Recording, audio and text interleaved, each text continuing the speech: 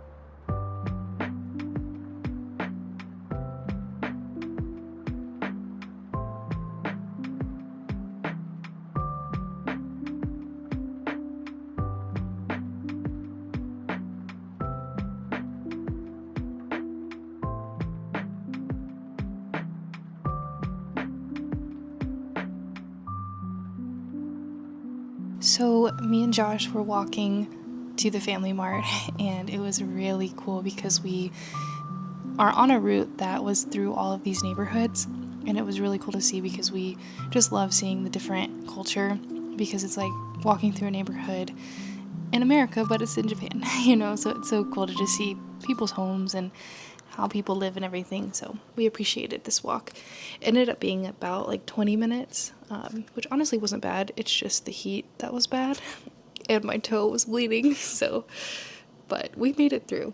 And at the end of the street, there was coffee, and we didn't stop because we had just had coffee at the cafe, but I do regret not stopping and getting coffee because it was a cute little coffee truck. But look at these homes. They're just neighborhood homes in Japan. And I just thought it was so cool because it's just cool to see. But this was a really pretty street. It was quiet. There was only a few other people walking. That's the little coffee truck that I mentioned to the right. And I regret not getting it. But right around this corner, we almost made it to the Family Mart. We just had to wait on a train. But yeah, this is the walk. It was super pretty.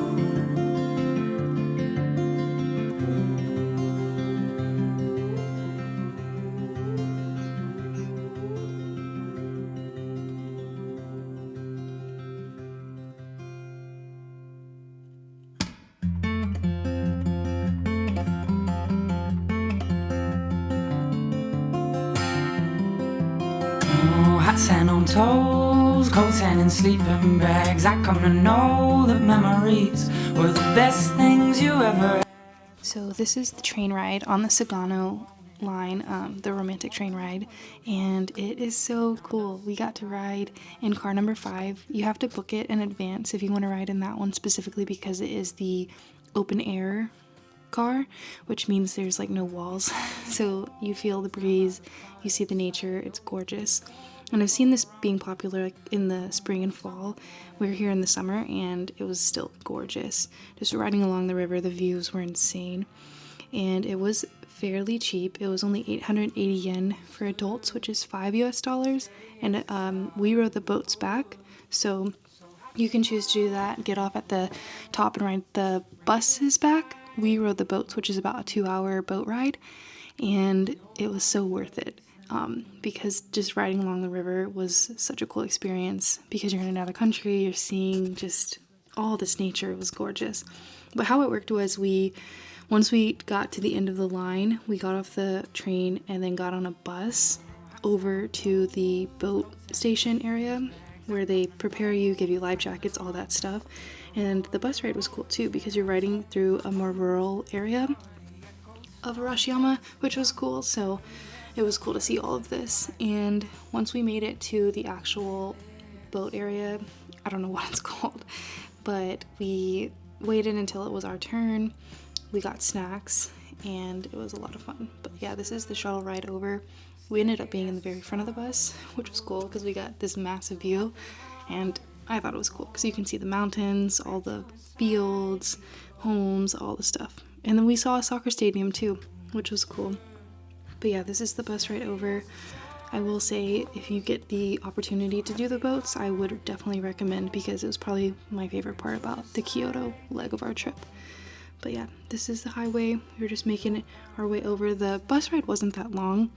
And honestly, the train ride wasn't long either. The train ride is only about 17 minutes, so just keep that in mind because we thought it was a lot longer before we researched and then ended up being a lot shorter. But the boat ride is 2 hours long, so just be prepared to be sitting for 2 hours in a boat with a bunch of other people. It was very fun though, and very beautiful, like definitely worth it. But here we are, making it to the area to get off and then get on the boats, and they prepped you on safety and all that stuff as well, so it was really cool, even though there's a language barrier, so it was really cool to see. But yeah, here's the stop, and then they gave you a map, and then here's our food. It was really good.